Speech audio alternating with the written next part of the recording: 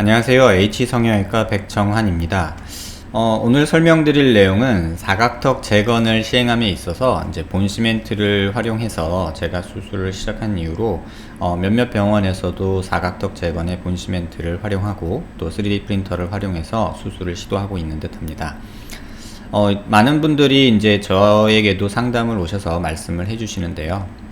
이반절개를 했을 때 많이 붓는다. 또 턱끝은 되느냐. 턱끝도 같이 할 수 있느냐. 사각턱으로 했을 때 보형물 이탈은 없느냐. 등등 여러 질문들을 해주시는데 이제 이 환자분 같은 경우는 사실은 작년 2015년도경에 이렇게 한쪽만 이렇게 사각턱이 좀 많이 잘려서 이쪽을 보완하고 싶어서 제게 상담 내원하셨던 분입니다. 근데 이제 이반절개를 수술을 다시를 해야 되고 또 보형물이 들어갔기 때문에 붓기도 상당히 있다 이런 설명을 들으시고 조금은 이반절개에 대한 부담이나 또는 붓기에 대한 부담이 있어서 귀 뒤로 접근하는 방식을 통해서 사각턱 재건을 받고 제게 내원을 하셨습니다. 처음에 저에게 상담 내원했을 때의 CT 모습인데요. 이게 좌우측을 약간 이렇게 겹쳐서 보면 이쪽 부분에 상당한 양의 차이가 나는 것을 볼 수 있습니다. 약간 음영을 바꿔서 보면 신경선은 거의 손상받기 직전까지 이렇게 차이가 나게 이제 잘린 모습인데요. 안면 비대칭이 있어서 그 비대칭을 완화하기 위해서 한쪽만 이렇게 조금 더 자르신 걸로 생각이 되지만 사실 어떤 이유가 됐던 이 정도까지 차이가 나게 사각턱 수술을 한다는 건 조금은 의아한 모습입니다. 지금 보면은 차이가 나는 게 거의 한 10mm, 한 1cm 가까이 차이가 나거든요. 그래서 한 9점 몇 mm, 9.56mm 정도 차이가 나는데 이 정도 차이가 나는 수술을 비대칭 교정 목적으로 한다는 것은 조금은 의아한 판단을 했던 것 같습니다. 그래서 당시 환자분께는 이제 사각턱 재건을 이제 반대쪽에 맞춰서 어느 정도 하자 이렇게 말씀을 드렸고요.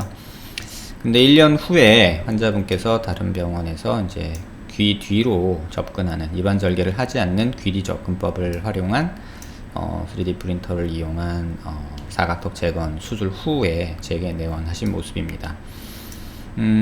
이반절개를 통해서 하는 수술의 장점은 사실은 저희가 수술 부위를 눈으로 볼 수 있다, 육안으로 확인할 수 있다, 또 이렇게 턱 앞쪽까지 충분하게 절개를 하면 이 턱 앞쪽까지도 충분히 시야 확보가 되기 때문에 수술의 정확도나 조금 안전성 면에서 우월하다는 장점이 있습니다.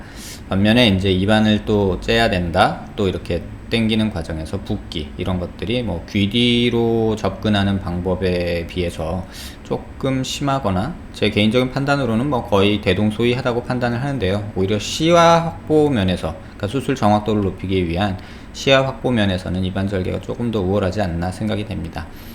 사실 귀 뒤 사각턱 수술이라는 것은 제가 레지던트 시절에 이제 은사님이신 김용욱 교수님께서 처음 이제 시도하신 방법이고요. 귀 뒤로 사각턱을 절개하는 방법을 이제 처음 시도하셨고, 그 당시 제가 레지던트 시절에 김용욱 선생님 파트 이제 트레이닝을 받을 때 방법적으로 많이 익혀봤던 내용이기도 합니다.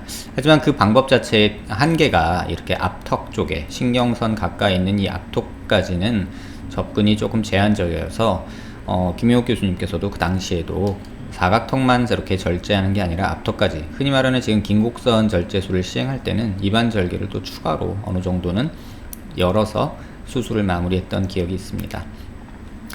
아무리 기술이 좋고 어떻게 발전을 한다 해도 시야 확보라는 게 사실 수술하는 의사 입장에선 가장 중요합니다. 그래서 시야 확보가 그러니까 불충분한 상태에서 수술을 하면 물론 붓기나 이런 거에는 좀 도움이 될지 모르지만 수술의 정확도나 어떤 의도했던 수술이 완벽하게 이루어지지 못하는 그런 단점이 있습니다. 지금 이 환자분의 모습에서도 보면 측면에서 보면 수술 후에 이 삽입된 본시멘트가 약간 뼈와 이렇게 조금 떨어져 있는 이런 느낌을 보게 됩니다. 그 재건 양 자체는 반대쪽에 비해서 적절한 양이다 라고 생각은 되지만, 이렇게 프린터로 제작을 한 보형물이 이렇게 조금 적절한 위치에 삽입됐다고 보기에는 조금 갭이 좀 큰 듯한 느낌을 갖고 있습니다. 또 하나 이렇게 위에서 보시면 삽입된 보형물이 이렇게 안쪽으로 조금 말려서 이게 의도적으로 이렇게 수술을 해주신 건지, 그러니까 정면 효과를 주지 않기 위해서 이렇게 의도적으로 수술을 하기도 하는데요. 그런 의도셨는지 아니면 뭐 수술의 오류인지 그거는 뭐 정확하게는 제가 판단하기는 좀 어려운 것 같습니다. 이렇게 보시면 이 보형물이 약간 이쪽으로 안쪽으로 말려 들어간 모습이고요. 또 이렇게 앞쪽까지 오긴 했으나 이 간격이나 어떤 정돈된 모습이 조금은 아쉬움이 있는 내용입니다. 이 환자분에서 이 턱뼈만 조금 분리해서 조금 보면요, 이렇게 턱뼈만 제가 미리 좀 분리를 해놨는데요. 이렇게 분리해서 보면 비대칭이 상당히 심한 것을 볼 수 있습니다. 이쪽 그 하악각이 그 바디 부분과 이 콘다일 부분이 이렇게 좀 기울어져 있는 모습도 보고요. 또 오른쪽은 이렇게 수직으로 떨어지는 모습이 관찰이 됩니다. 이렇게 옆으로 봐도 길이 자체는 또 이 미드라인 중심선에서 이쪽 오른쪽이 굉장히 길고요. 왼쪽은 또 짧은 모습을 볼 수 있습니다. 굉장히 비대칭이 심한 상태고요. 아마도 그래서 수술 전에도 관찰되던 비대칭이긴 합니다. 이렇게 이쪽을 많이 잘라서 이 비대칭을 개선하려고 아마 첫 수술이 시도되었던 것 같습니다. 그런데 수술 후에 환자분은 반대쪽이 너무 많이 잘려서 재건을 원하셨고, 또 이렇게 재건을 한 후에 효과를 그렇게 많이 못 보신 듯 합니다. 환자분께서 이제 제게 말씀해 주시길 효과가 조금 미진하다 라고 말씀을 하시고, 보형물 수술이 조금 적절하게 됐는지 조금 궁금해 하셨던 부분인데요. 이렇게 보면 안쪽으로 보형물이 이렇게 많이 떨어져 있는 모습을 볼 수 있습니다. 지금 보형물 제작 자체는 어느 정도 프린터 이용해서 뽑았다면, 보형물 제작을 했다면 적절히 됐을 텐데, 이쪽 안쪽 보면은 이 떨어진 갭이 한 4-5mm 이상 벌어진 모습을 관찰할 수 있습니다. 뭐 어떤 방법이 우월하냐, 뭐 입안 절개가 우월하냐, 아니면은 뭐 귀리 쪽 절개가 더 우월하냐, 솔직히 그런 판단은 결과로 말씀을 드려야 되는 것이 맞을 것 같습니다. 뭐 붓기가 적냐 어쩌냐 하는 어떤 부수적인 목적도 있지만, 결과적으로는 정확한 수술을 위해서 필요한 절개를 하는 것이고, 수술의 정확도를 올리기 위한 작업이기 때문에 어떤 절개법이 우월한지는 수술의 결과나 어떤 보형물 삽입 시나 어떤 정확도 문제에서 좀 한계가 있는 모습을 볼 수 있는 경우였습니다. 지금 이렇게 보면 또 비대칭이 워낙에 또 심하신 분이어서 어떤 수술을 정확히 어떻게 해야 되는지에 대해서도 솔직히 많은 고민이 필요했던 부분인데요. 이렇게 비대칭을 교정하기 위해서 안면윤곽 수술을 받았다는 것도 조금은 의아한 부분이 있고요. 또 하나는 또 그거가 싫어서 보형물 수술을 이렇게 귀뒤로 접근해서 조금은 불안정한 모습으로 이렇게 고정이 된 모습도 조금은 아쉬운 모습입니다. 이렇게 보면 정면 효과를 안 주려고 하신 것으로 판단할 수는 있는데요. 이렇게 좀 보형물이 안쪽으로 말려 있는 모습이 보이고요. 또 여러 각도에서 보면 이렇게 또 보형물이 살짝 떠져 있는, 이 빈 공간은 아마도 흉살로 지금쯤은 꽉 차 있을 거라 생각이 됩니다.